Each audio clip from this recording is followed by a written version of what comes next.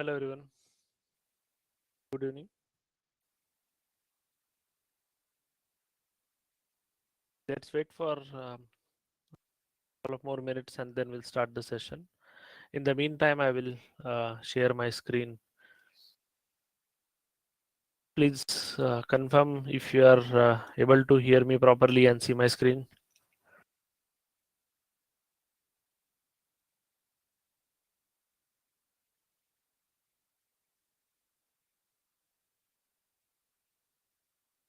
Yeah, okay.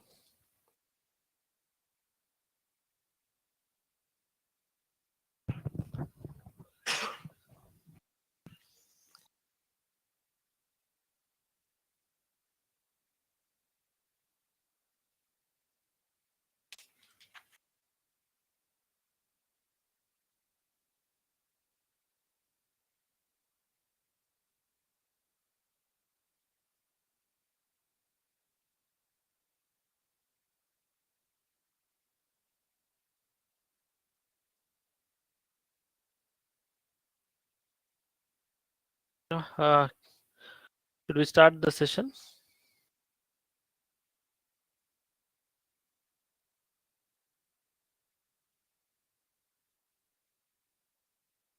Yes, okay. Welcome everyone to the maths class. In today's session, we are going to solve the questions from GATE 2019 paper of Aerospace Engineering.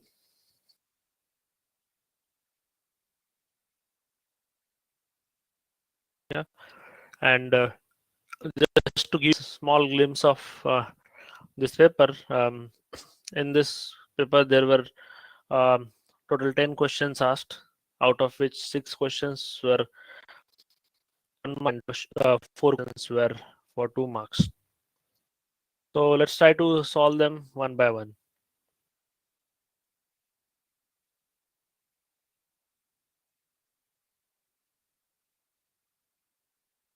Yeah, coming towards the first question. The maximum value of the function f of x equal to x e to the power minus x, where x is a real, is. So this question is from the maxima and minima topic of calculus. Let's solve it. We know whenever we want to calculate the whenever we have to do the, let's say, maximization or minimization, we differentiate the function and equate it to 0. Okay, so let's start with that. F of x is x e to the power minus x. F dash of x will be equal to, keeping x as it is, or let's take differentiate x first, keeping e to the power minus x as it is, and then keeping x as it is and differentiating e to the power minus x is minus e to the power minus x. Okay, so this is what we'll get, equate it to 0.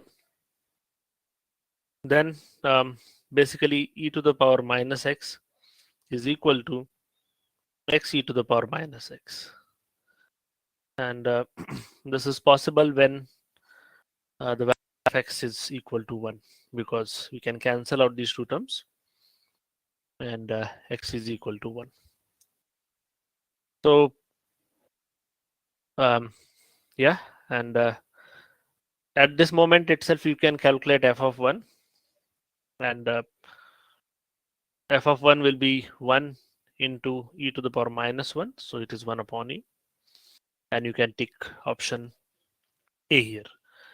But just to confirm it, like whether this at x is equal to 1 will have the maximum value or the minimum value, you can double differentiate it, and double dash of x you can calculate, and what it will be same. E to the power minus x differentiation is minus e to the power minus x minus, and differentiation of x e to the power minus x we know that is e to the power minus x e to the power minus x. Okay, and if you simplify it,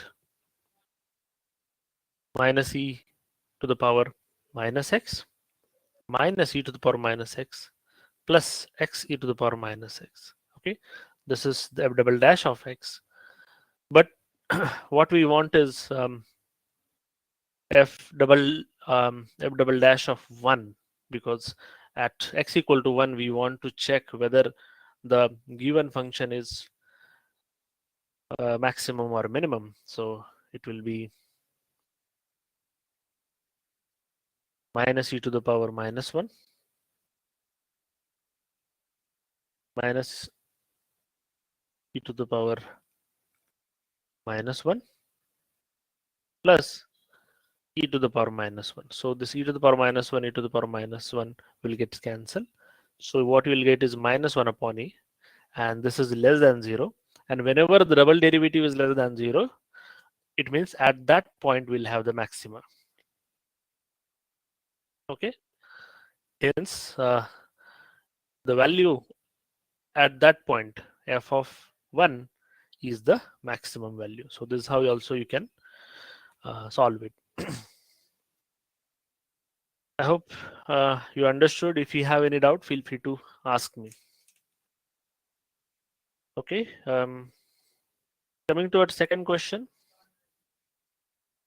This question is from the vectors, basics of the vectors. The vector b bar is obtained by rotating vector a bar, okay, which is I plus j, by 90 degree about k, where I, j, k are the unit vectors along x, y, z direction respectively. And then b bar is given by. Okay. So let's try to understand this question. This is our x-axis, this is our y-axis, and this is our z-axis. Okay. And we have one vector which is, let's say, passing through 1, 1 point.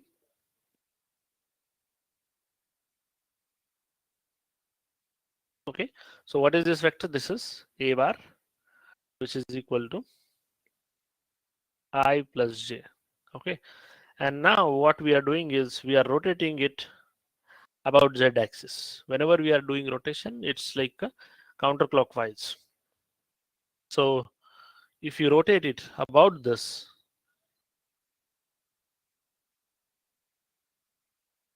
okay, let's rotate it.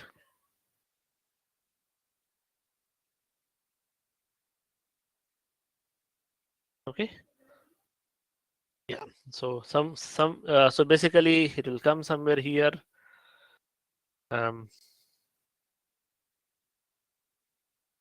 Yeah. Somewhere here. Right.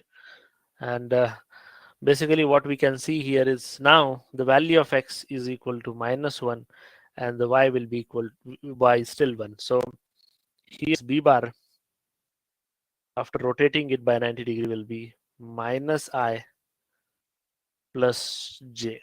Okay. Hence option B is correct in this case. Okay. If nothing is mentioned, you have to assume it as a counterclockwise rotation, because all the angles are taken generally counterclockwise with respect to x-axis. So whenever we say any slope or any rotation, it is by default counterclockwise with respect to x-axis. Okay. But if specifically mentioned in the problem that clockwise, in that case only you have to rotate it clockwise. Okay. Otherwise you should always consider it as a counterclockwise rotation. I hope it is clear to you.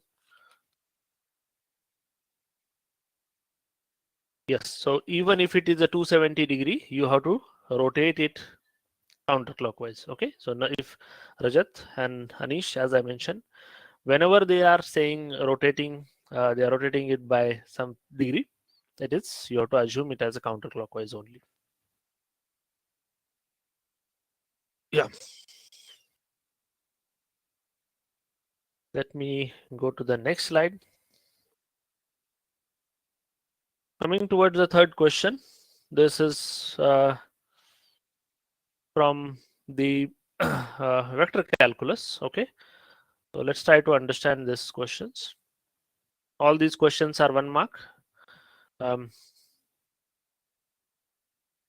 So the difficulty level is comparatively easy than what we see in the 2 marks. Okay, so what is this question? This question is about um, the directional derivative, basically. Okay, so let's try to understand it. The scalar function is given by, let's say, f of x comma y is our scalar function. You can also call it as a phi, x square plus y square, and I and j are the unit vectors along x and y axis. At a point x comma y, um, which is equal to 3 comma 4, the direction along which f increases fastest is, okay, so the term gradient we use, okay, the gradient gives us the maximum rate of increase. Okay, so you should first calculate the gradient in this case, and what they have mentioned is a unit vector they are saying. So it is a unit vector, or you take a gradient and then divide by its magnitude, you will get the unit vector in the direction where we'll have the fastest rate, or the increase, you can say. So let's try to calculate the gradient of f, okay? Or you can say del dot f, and how we will calculate the gradient. It's not dot product or cross product. It's we are treating it with the scalar function. So it's a derivative of f with respect to x. So dou by dou x of x square plus y square I plus dou by dou y of x square plus y square j plus 0k. We don't have any z here, so I'll put it as 0k. So in short, it is 2xi plus 2yj. Okay, this is our gradient. And what point we are talking about? We are talking about 3 comma 4 point. So gradient of f at point 3 comma 4 will be equal to 6i plus 8j. Okay, and what we want is the unit vector. So that will be equal to, unit vector will be equal to, sorry, unit vector will be equal to 6i plus 8j divided by under root of 36 plus, or 6 square plus 8 square. Okay, so it is 100, and root of 100 is 10. 6 by 10 is 3 by 5i, and 8 by 10 is 4 by 5j. Okay, so it's 3i plus 4j divided by 5. So option C is correct in this case. Okay, so remember once again, whenever they say that the word terms such as fastest rate or fastest increase of the function, it means they are talking about the gradient. Okay, and whenever they say unit vector, you have to divide with its magnitude in order to get the unit vector in that direction. So that is the reason we have divided by its magnitude. I hope it's clear to you all. Coming towards next question. This question is again from the vector calculus. Phi of x comma y represents the velocity potential function. Okay, they are saying it as phi is a velocity potential function. Okay, means v bar is given to you. Okay, which is u of x comma y I plus v of x comma y j. Okay, phi represents the velocity potential function of a two-dimension flow with a velocity field. This is the velocity field of a flow, and basically this we have got from the phi. Okay, so if you take a gradient of phi, we'll get the v bar, and I and j are the unit vectors along x and y direction. which of the following is necessarily true? So this is an irrotational flow, okay, because the phi exists here. Phi means velocity potential function exists here. So um, it is irrotational flow means you can say the curl of this vector has to be 0. Okay, so if you take a curl of v bar, okay, it is 0. What is curl? Curl means cross product. So del cross v bar has to 0. And which option is correct? Option B is correct in this case. Okay, you can solve this way, or you know the criteria, that is curl of a gradient of phi. Okay, curl of a gradient of a potential velocity potential function is again 0, you know. So using that, so this is gradient of phi is our v bar, and so you just have to take the curl. Curl means del cross gradient of phi, okay, equal to 0. And what is this? This is del cross f, sorry, del cross v has to be 0. So in this, by the properties also, you can get the same answer. But yeah, main thing you have to understand here that whenever this phi exists, it means it's an irrotational flow, and it means the curl should be 0. I hope it is clear to you all. Okay, the next question. This is the last 1 mark. No, I think we have one more 1 mark question. Okay, this is again 1 mark question. Let's try to understand this. This is from the integral calculus. So you can see a lot of questions are coming from the calculus topic, called calculus and vector calculus. A function f of x is defined by f of x equal to 1 by 2 bracket x plus mod of x, and the value is minus 1 to 1 f of x dx. Okay, so if it is minus 1 to 1 x by 2 dx, the problem is very simple. You just integrate x as x square by 2 and put the limits. But here we have mod function also. So first of all, I will just break down this integral into 2 pieces. Minus 1 to 1 mod of x dx. 1 by 2, I'll take it outside. Okay, here also I'll take 1 by 2 outside. I hope it is clear till this, that we are just using a linearity property and splitting the integral. The first part of the integral is very, very simple, because integration of x is x square by 2, and we'll put the limits and solve it.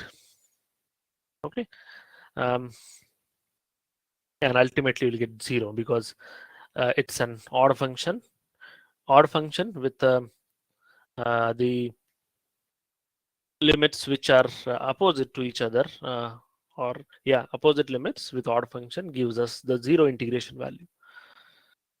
But coming towards the mod function, you know, if you the mod function looks like this, mod x function. So for all the negative values of x, the output of the mod function is still positive. Okay, and for all the positive values of the x, the mod function will again give the positive. So outcome is positive irrespective of the value of x. Okay, then how can we represent it? In order to represent that function, you cannot represent with mod whenever you are taking the integration. So if you want to represent it, how you will represent? I'll keep this as it is, 1 by 2 minus 1 to 1 x dx as it is.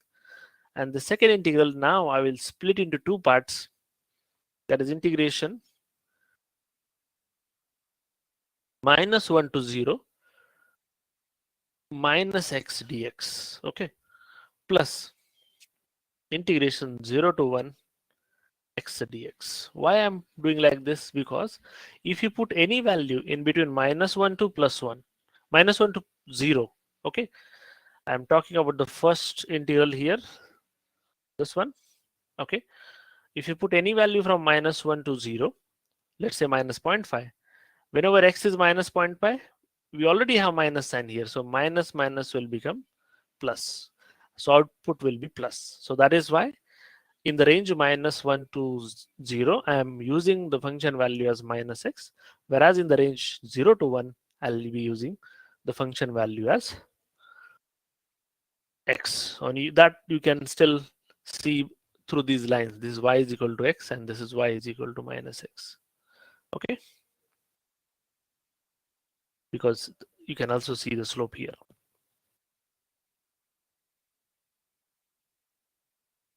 Yeah.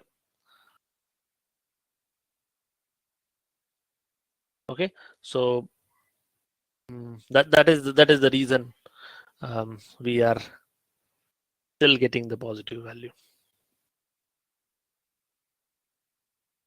Okay, I is equal to minus x. Okay, so if you put the minus 1, sorry, minus 0.5, minus into minus 0.5 is again 0.5 you'll get. So that is why it is, you can say y is equal to minus x is this function on the left hand side, and on the right hand side y is equal to x is the function. So let's solve the integral now. As I said, 1 by 2 integration of x is x square by 2, putting the limit minus 1 to 1 plus 1 by 2. Integration of minuses is minus x square by 2, putting the limit minus 1 to 0, plus integration of x is x square by 2, putting the limit 0 to 1. And once you solve this, the first part of the integral will be 0 plus 1 by 2. You will take it out, so it will become 1 by 4. And if you put 0, it will be 0 minus. If you put minus 1, minus minus will become plus. Minus 1, if you put minus 1 square is 1 by 2, and already minus sign is there, so it will become, yeah, basically it will become plus 1. Okay, 2 already we have taken out, and then plus x square by, so here x square by 2 and this 2, I'll take 1 by 4 outside, and now you put 1 minus 0. So basically 1 by 4 plus 1 by 4 you'll get, so which is 2 by 4, and 2 by 4 means 0.5. Okay, so answer here is 0.5. I hope you understood this problem. Okay, let me know if you have any questions in this.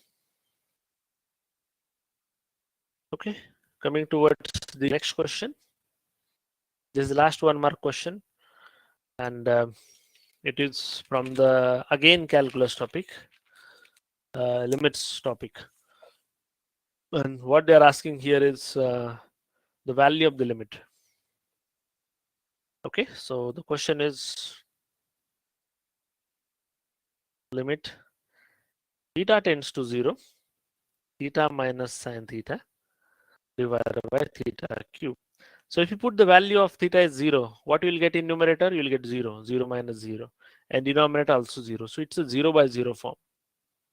And what is the rule to solve this kind of question? The rule is apply L'Hospital rule. Okay, apply L'Hospital rule means differentiating numerator and denominator separately. So the differentiation of theta minus sine theta is 1 minus cos of theta, and denominator will be 3 theta square. And now if you put theta equal to 0, in numerator still you will get 0, because cos 0 is 1 and 1 minus 1 is 0, and denominator also is 0. So again it's a 0 and 0 form. So you have to again apply L'Hospital rule. Okay, you have to again apply L'Hospital rule. So what we'll get is limit theta tends to 0. Differentiation of 1 is 0. Differentiation of cos theta is minus sine theta, so it will become plus sine theta, because minus minus will become plus, divided by 6 theta. And again, if you put theta equal to 0, sine 0 is 0, and 6 theta, 6 into 0 is 0. So I'm still getting 0 by 0 form. So I'll again apply L'Hospital rule. And now, at last, what I'll get is cos of theta divided by 6. Now you will not get 0 by 0 form because we don't have any variable in denominator. Cos 0 is 1 and 6 as it is. So 1 by 6 is the answer in this case. Okay. Yes, some of you already answered it in the chat group. Okay, any doubt here? I hope it's clear to you all. Okay.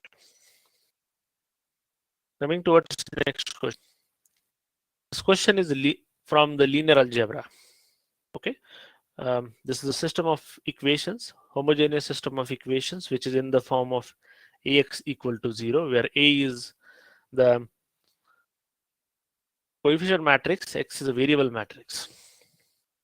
And what kind of solution we can expect for this system of equation is the question, and we have some options here. Okay, so you know that Ax equal to 0. What you have to do is first you have to check rank of this matrix, say, is equal to number of unknowns or not. Okay, if rank of the matrix equal to the number of unknowns, you will get the unique solution. Okay, and if rank of this matrix is not equal to the number of unknowns, then you will end up with the infinite Mealy solutions. Okay, infinite solutions. So let's try to understand what kind of solutions we'll get here. I'll write the matrix here 2. I'll prepare the coefficient matrix A, which is 2 minus 1 minus 1 minus 1 2 minus 1 minus 1 minus 1 2. Okay, this is the value A. So what we do generally is you want to make the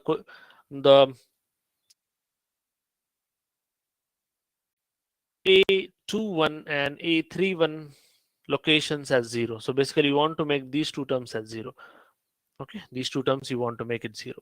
And in order to make these two terms 0, what operation you have to perform is R3 can be written as 2 times R3 plus R1. Okay, and similarly R2 can be written as 2 times R2 plus R1. If you perform this operation, automatically these two terms will become 0 and your matrix will look something like this. 2 minus 1 minus 1, 0 0. 22 is 4. 4 minus 1 is 3. Here again minus 2 minus 1, that is minus 3. Okay, and in the last row, what we'll get is minus 3 and 3. Okay, just opposite of row 2. And now you can clearly see the row 2 and 3 are proportional. So you can make one of the row as 0. Let's say if you perform operation R3 as R3 equal to R3 plus R2, what you will get is, okay, 2 minus 1 minus 1, 0, 3 minus 3, 0 0 0. Okay, 2 minus 1 minus 1, 0 3 minus 3, 0 0 0. So basically here rank of the matrix is 2, whereas the number of unknowns or variables are 3 in this case, that is x, y, and z, and they are not equal. Whenever they are not equal, you'll have the infinite number of solutions. Okay, hence option D is correct in this case. Okay. I hope it's clear to you all. Coming towards next question. For a real x, okay, for the real value x, the number of points of intersection between the curves y is equal to x and y is equal to cos x is. Okay. So basically, You can do the judgment of this just by drawing the figure. Cos x function, looks like this, right?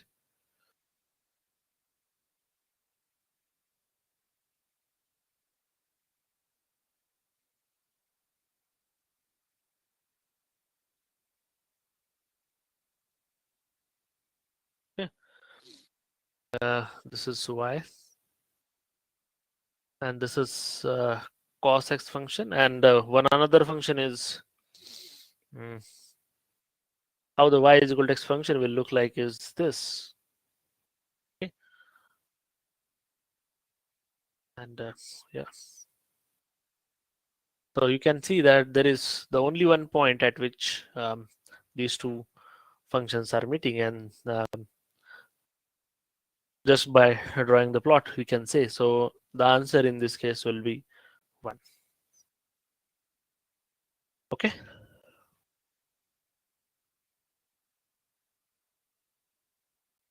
Yeah.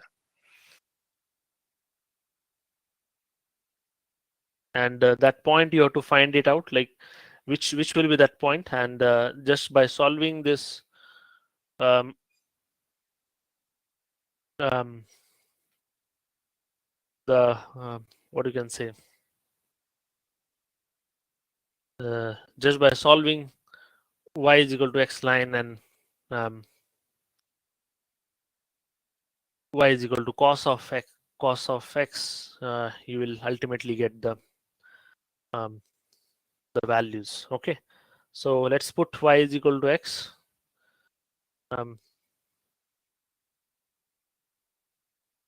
So x is equal to cos x. Okay, and you have to look for the, let's say, values for which you will get the similar you will get the similar value of theta.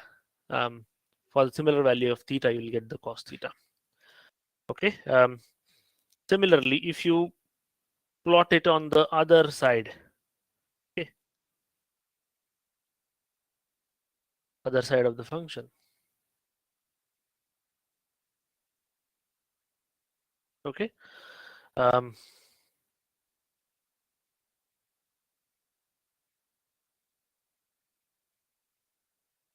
okay.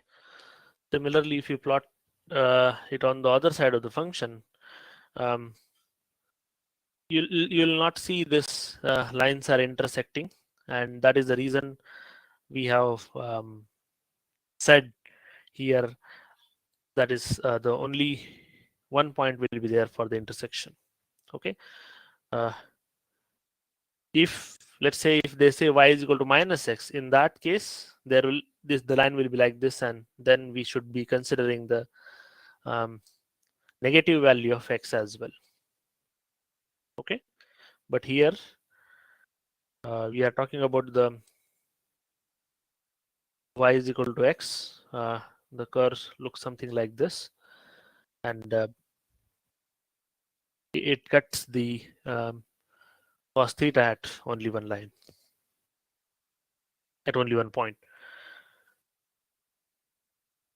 I hope it's clear. Okay. Coming towards the okay, we got question here. We can find it, but yeah, you have to solve this. Uh, yeah, the way how we get the value of the point of intersection is just by solving the equation. So if you just solve these two equations, put the y is equal to x, and as I said, you'll get x equal to cos x. So you have to look for the points where you will get the cos of theta equal to theta, and you will get a single point there.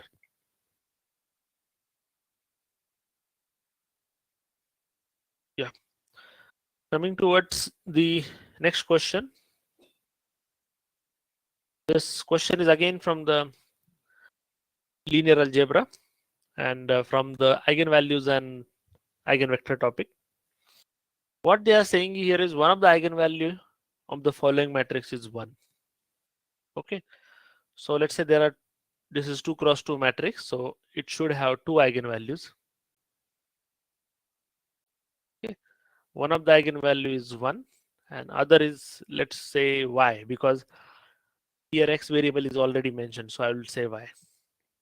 Then the other eigenvalue is, okay, you know the rules of the eigenvalue.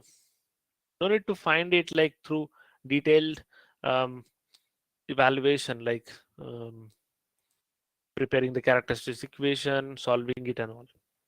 You know the basic rules, that is sum of the eigenvalues is equal to trace of matrix. Sum of eigenvalues equal to trace of a matrix. So what is the sum of the eigenvalues? 1 is first eigenvalue and second eigenvalue is y. We don't know, that's why I'm using y. And what is trace of the matrix? Trace of the matrix, some of the elements of the principal diagonal, that is x plus 3. Okay, so we got the equation 1 here. Another property is multiplication of eigenvalues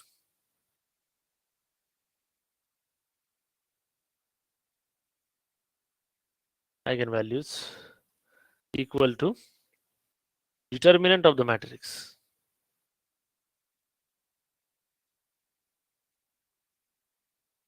Okay, determinant of the matrix. So multiplication of eigenvalues means 1 into y, and that is equal to determinant of matrix. So determinant of matrix is 3x plus 2. Okay, so we got these two equations. Now we have x variable, we have y variable. If you solve these two equations, and basically you will get the two unknowns, right? Whenever you solve two equations. So let's solve them. 1 plus equal to x plus 3. So first equation will be y is equal to x minus 2. Sorry, x plus 2. This will be your first equation, and the second equation will be y is equal to 3x plus 2.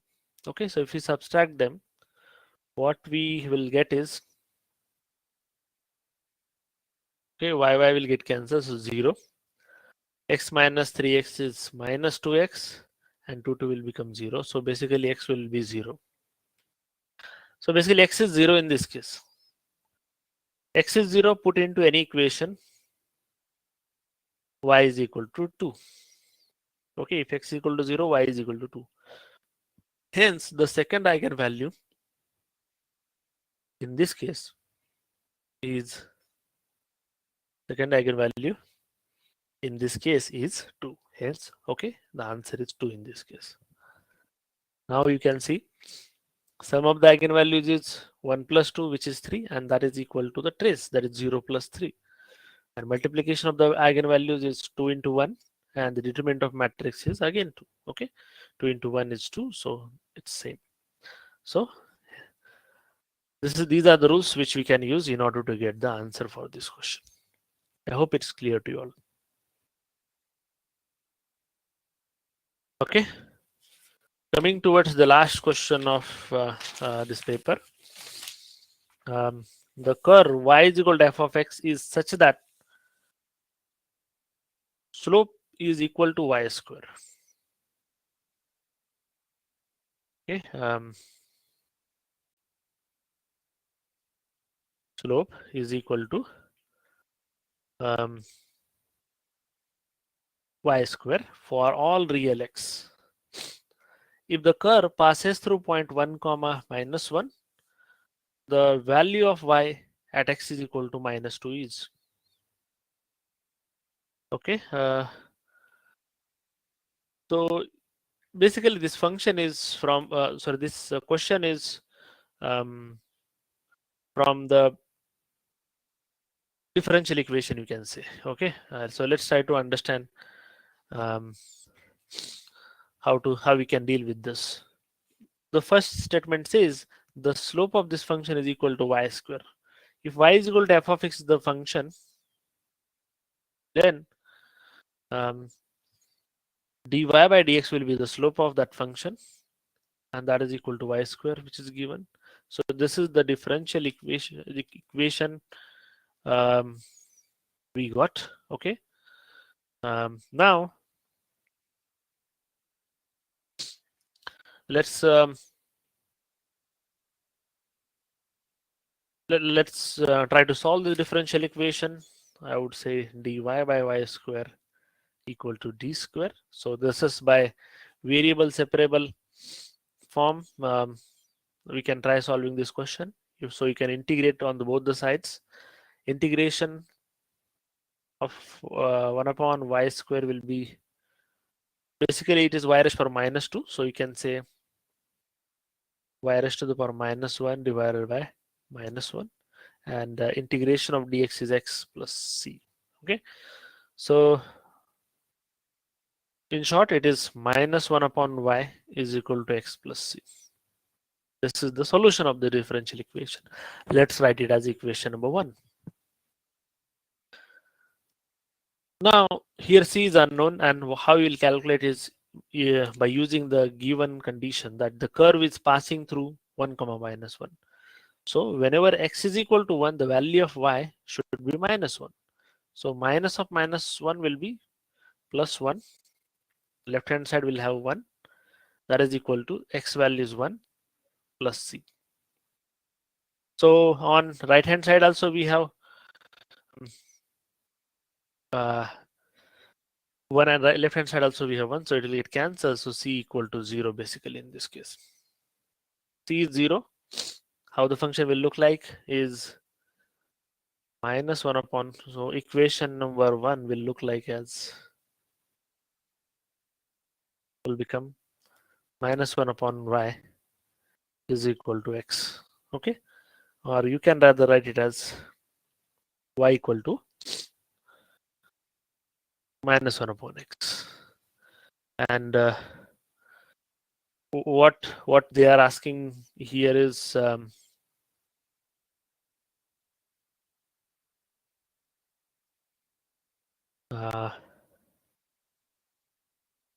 the value of y at x equal to minus 2. Okay, and at x equal to minus 2, and that is minus of minus 2 is 1 upon 2, and that is 0.5 basically. Okay, so here the answer for this question is 0.5. Okay, yeah. So that's all we have here. The questions. Just to know, for the question number 31, someone asked me what will be the value of x.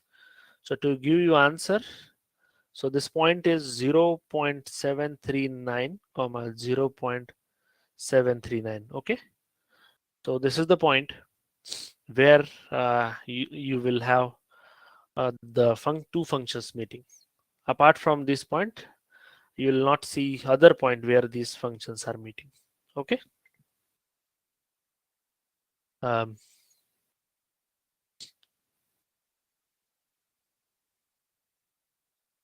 Okay, I hope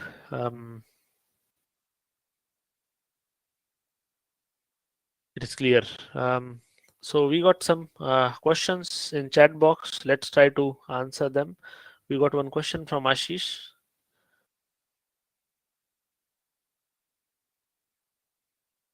Okay, it's related to the 1 mark question. Let me come back to that. X square plus y square. Yeah, I hope you are talking about this. When do we calculate mod? Okay, so yeah, Ashish, to answer your question, as I mentioned before, whenever they ask you unit vector, okay, so if we have any vector, let's say in general v bar, which is ai plus bj, okay, then the unit vector is ai plus bj divided by under root of a square plus b square. Okay, so whenever they are asking unit vector, you should calculate the mod. Okay, then which one? Okay, there we are supposed to calculate the mod.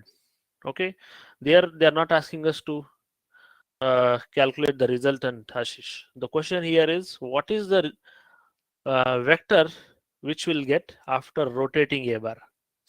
So they are not asking here to calculate resultant or mod. Okay, I hope you're understanding this question. This is completely different from what we solved afterwards. Okay. Coming towards your question, Rajat, which question you're talking about? Since we have slope and point, we can form equation. Yeah, I think the last one. Yes, yes, correct. As you mentioned, that is what we have done, Rajat. That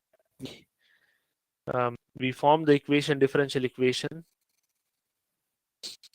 uh, considering slope and the slope dx. Okay. Yeah, but you are saying equation of line. Did they mention anywhere, Rajat, that this is the straight line? It can be anything, right? So you cannot say like um, uh, you cannot restrict yourself to the line equation, okay? Because they are clearly saying the curve y is equal to f of x is such that slope is equal to y square for all the real x. So slope is y square. It means it should not be the real. It should not be the straight line, right? If slope is, let's say, for all real x, whenever you have a straight line, it means it will have the constant slope, right? So you cannot use here equation of straight line. So that's why I have chosen a general statement dy by dx equal to y square. Yeah, I hope it's clear to you all. Any other doubt in this question, in this question paper? Yeah. So if no doubt, thank you all for joining this session, and we'll meet again later with some new paper. So thank you, and have a good night.